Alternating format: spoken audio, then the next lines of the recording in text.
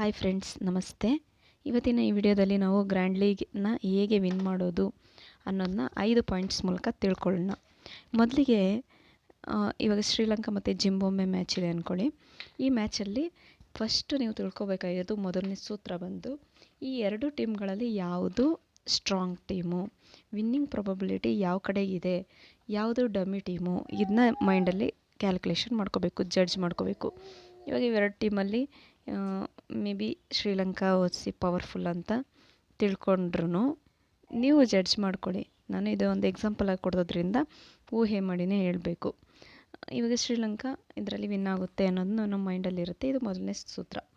ಹಾಗೆ ನೀವು ಇಂಡಿಯಾ, ಪಾಕಿಸ್ತಾನ ಅಥವಾ ಇಂಡಿಯಾ, ನೇಪಾಳ್ ಇದರಲ್ಲಿ ಯಾವುದು ಸ್ಟ್ರಾಂಗ್ ಟೀಮು ಅದನ್ನು ಮೈಂಡಲ್ಲಿ ಫಸ್ಟ್ ತಿಳ್ಕೊಬೇಕು, ಒಂದನೇ ಸೂತ್ರ. ಎರಡನೇದು ಬಂದುಬಿಟ್ಟು ಏನಪ್ಪ ಅಂತಂದರೆ ಪಿಚ್ ರಿಪೋರ್ಟಲ್ಲಿ ಏನಂತ ಹೇಳಿದ್ರೆ ಅದು ಬ್ಯಾಟಿಂಗ್ ಫ್ರೆಂಡ್ಲಿನ ಅಥವಾ ಬೌಲಿಂಗ್ ಫ್ರೆಂಡ್ಲಿನ, ಹಾಗೆ ಫಾಸ್ಟ್ ಬೌಲರ್ಸ್ಗೆ ಹೆಲ್ಪ್ ಆಗುತ್ತಾ ಇಲ್ಲ ಸ್ಪಿನ್ನರ್ಸ್ಗೆ ಹೆಲ್ಪ್ ಆಗುತ್ತಾ, ಈ ರೀತಿ ನೋಡ್ಕೋಬೇಕು.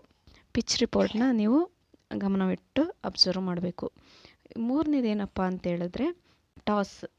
ಈ ಟಾಸ್ನ ಬಂದುಬಿಟ್ಟು ಯಾವ ಟೀಮು ವಿನ್ನಾಗಿ, ಇವಾಗ ಶ್ರೀಲಂಕಾ ಜಿಂಬಾಬ್ವೆ ವಿನ್ನಾಗಿ ಯಾವ್ದು ತಗೊಳುತ್ತೆ, ಅಥವಾ ಶ್ರೀಲಂಕಾ ವಿನ್ ಆಗಿಬಿಟ್ಟು ಬೌಲಿಂಗ ಬ್ಯಾಟಿಂಗ ಯಾವ್ದು ತಗೊಳುತ್ತೆ, ಯಾವ್ದನ್ನ ಫಸ್ಟ್ ಆಯ್ಕೆ ಮಾಡ್ಕೊಳ್ಳುತ್ತೋ ಅದಕ್ಕೆ ಫೇವರಾಗಿ ಟೀಮ್ ಮಾಡಿ.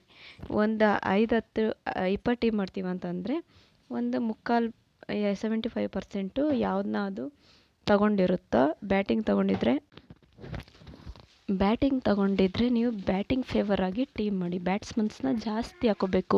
ಅದು ಬೌಲಿಂಗ್ನ ಆಯ್ಕೆ ಮಾಡ್ಕೊಂಡಿದ್ರೆ ಬೌಲರ್ಸ್ನ ನೀವು ಜಾಸ್ತಿ ತಗೋಬೇಕು ಸ್ನೇಹಿತರೆ. ಆ ಬೌಲರ್ಸಲ್ಲೂ ಫಾಸ್ಟ್ ಬೌಲರಾ ಅಥವಾ ಸ್ಲೋ ಮೀಡಿಯಮ್ ಫಾಸ್ಟಾ ಅಥವಾ ಸ್ಪಿನ್ನರ್ಸಾ ಅಂತ ನೋಡಿಕೊಂಡು ಸೆಲೆಕ್ಟ್ ಮಾಡಬೇಕು ಸ್ನೇಹಿತರೆ. ಇನ್ನು 4ನೇ ಸೂತ್ರ ಏನಪ್ಪ ಅಂತ ಹೇಳಿದ್ರೆ CVC ಸೆಲೆಕ್ಷನ್ ಮಾಡೋದು. ಒಂದೊಂದು ಟೀಮ್ಗಳನ್ನ ನೀವು ಸ್ಟ್ರಾಂಗಾಗಿ ಬಿಲೀವ್ ಮಾಡಬೇಕು.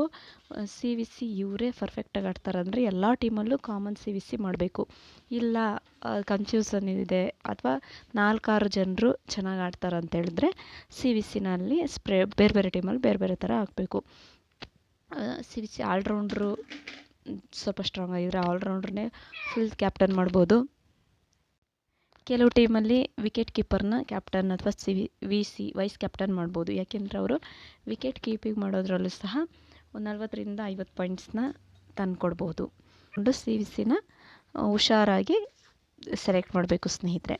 ಇನ್ನು ಬಂದುಬಿಟ್ಟು ಲಾಸ್ಟ್ ಪಾಯಿಂಟ್ ಏನಪ್ಪ, 5ನೇ ಪಾಯಿಂಟ್ ಏನಪ್ಪ ಅಂತ ಹೇಳಿದ್ರೆ, ನೀವು ಎಲ್ಲ ಟೀಮಲ್ಲೂ 6 ಜನ ಪ್ಲೇಯರ್ಗಳನ್ನ ಕಾಮನ್ನಾಗಿ ಮೇನ್ ಪ್ಲೇಯರ್ಗಳನ್ನ ಅಥವಾ ಎಲ್ಲರೂ ಎಷ್ಟು ಜನ ಮ್ಯಾಕ್ಸಿಮಮ್ ಸೆಲೆಕ್ಟ್ ಮಾಡಿರ್ತಾರಲ್ಲ ಆ ಪ್ಲೇಯರ್ಗಳನ್ನ 6 ಜನವರೆಗೂ ನೀವು ಸೇಮ್ ಪ್ಲೇಯರ್ಗಳನ್ನ ಇಟ್ಕೊಂಡಿರಬೇಕು ಎಲ್ಲ ಟೀಮಲ್ಲೂ.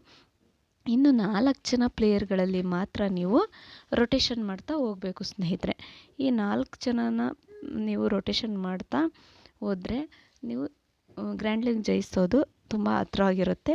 ಈ 5 ಪಾಯಿಂಟ್ಸ್ನ ಮೈಂಡಲ್ಲಿ ಇಟ್ಕೊಂಡು ನೀವು ಗ್ರ್ಯಾಂಡ್ ಲೀಗ್ ಟೀಮ್ನ ರೆಡಿ ಮಾಡ್ಕೋಬೇಕು ಸ್ನೇಹಿತರೆ.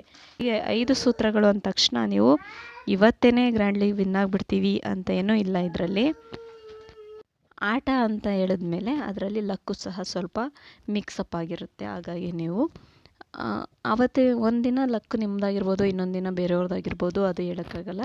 ನೀವು ಈ ಥಿಂಗ್ಸ್ನ ಅಥವಾ ಈ ಸೂತ್ರಗಳನ್ನ ಮೈಂಡಲ್ಲಿ ಇಟ್ಕೊಂಡು ಆಡೋದ್ರಿಂದ ಒಂದಲ್ಲ ಒಂದು ದಿನ ಖಂಡಿತವಾಗ್ಲೂ ಗ್ರ್ಯಾಂಡ್ ಲೀಗ್ನ ವಿನ್ ಆಗ್ಬೋದು ಸ್ನೇಹಿತರೆ.